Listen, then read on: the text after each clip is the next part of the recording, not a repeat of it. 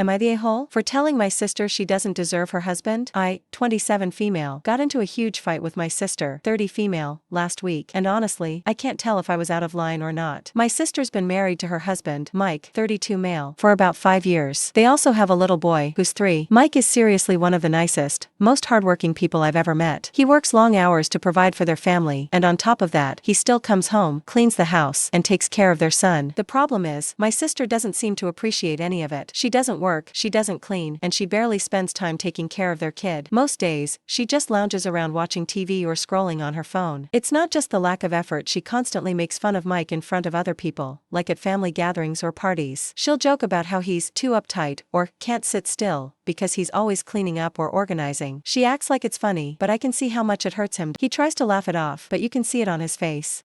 He's miserable. I think he stays for their son, and because he's the kind of guy who would never just walk away from his family. But it's obvious this situation is wearing him down. The breaking point came at a family dinner last weekend. We were all sitting around, and Mike got up to clear the table after everyone had eaten. My sister made another one of her stupid jokes about how he can't even sit still long enough to enjoy dinner. Everyone kind of chuckled, but I just snapped. I told her, in front of everyone, that she didn't deserve Mike. I said she treats him like garbage while he does literally everything for her and their son. I said she should be ashamed of herself for how little she contributes and for constantly making fun of the man who works so hard to keep their family together. The room went dead silent. My sister's face went bright red and she started screaming at me, calling me jealous and bitter, and saying I have no idea what I'm talking about because I'm not married. She stormed out, and my mom immediately started yelling at me for airing dirty laundry in front of the whole family. Afterwards, my younger brother quietly told me he agreed with what I said, but that I shouldn't have done it so publicly. Now, my sister isn't speaking to me, and my mom thinks I owe her an apology, but I just can't shake the feeling that someone needed to stand up for Mike. I know I might have been harsh, and maybe I should have handled it differently, but I just couldn't sit there and watch her humiliate him again. So, am I the a-hole? Subscribe Baker Street Tales for more. My dad banned me from Thanksgiving dinner at his house, so I called the cops on him. He went to jail for drugs, and told the rest of my family to have Thanksgiving at my apartment instead. When I was 18, I went to college and had a boyfriend who was a black Puerto Rican. This was 2005. We were really deeply in love, but I had to keep him a secret from my dad, who was really, really racist. Like incredibly racist. He's from Italy, so not a typical redneck kind of racist as you might imagine. If you guys saw his Facebook feed right now, obviously he didn't have one back then, you would get what I am talking about, just a constant stream of racism and other awful shit. Anyways, my dad eventually found out. We had moved in together and it was only a matter of time before he was going to find out. He flipped a shit, of course, and told me I can't come to Thanksgiving dinner unless I break up with him. It was at his house. My other family were all going. Aunts and uncles and cousins aren't nearly as racist as my dad, and he told me not to tell anyone about my boyfriend or he would never speak to me again, and that I have to break up with him and maybe he would forget about it. I was furious about it, but it wasn't entirely out of the ordinary for him. I was really more upset that I was gonna miss Thanksgiving and miss out on seeing all my aunts and uncles and cousins. I also figured I would probably miss Christmas. My dad was a drug dealer. He was pretty much the entirety of me growing up. I knew he had stuff in his house. I remember because when I was 17 I used to take some of the coke from his bottom drawer to parties and pass it around. Anyways, my boyfriend jokingly came up with a plan. Call the cops on him and they can search him and find the drugs, and then we can tell all my aunts and uncles to just come here instead. He thought it was funny. I took it very seriously. I called the police and told them that he's a drug dealer, and when he leaves the house after 10 p.m. he should typically have drugs in his car. It was kind of a ridiculous process. The cops didn't take me very seriously, but they did it regardless and found a bit of cocaine. He missed Thanksgiving dinner in jail. I called all my aunts and uncles and cousins and told them we were gonna have it at my apartment with my boyfriend instead. We spent the entire day cooking and it was honestly a lot of fun. I could tell they were a bit apprehensive about my boyfriend, but not anywhere near as much as my dad was. They were American mostly. Well, the older ones were born in Italy, the younger ones born in America. Nobody except me and my boyfriend knew about me telling the cops about my dad. From then on, my dad was in and out of jail. I don't know how he managed to avoid jail before that, but after that he spent most of his life in jail, in and out on small charges. Right now, he is out, and has been out for a year. I don't talk to him. All I can see is his trashy, awful Facebook feed. I am still in contact with the rest of my family, and they don't talk to him either. He is like a pariah in the family. Subscribe Baker Street Tales for more exciting Reddit stories.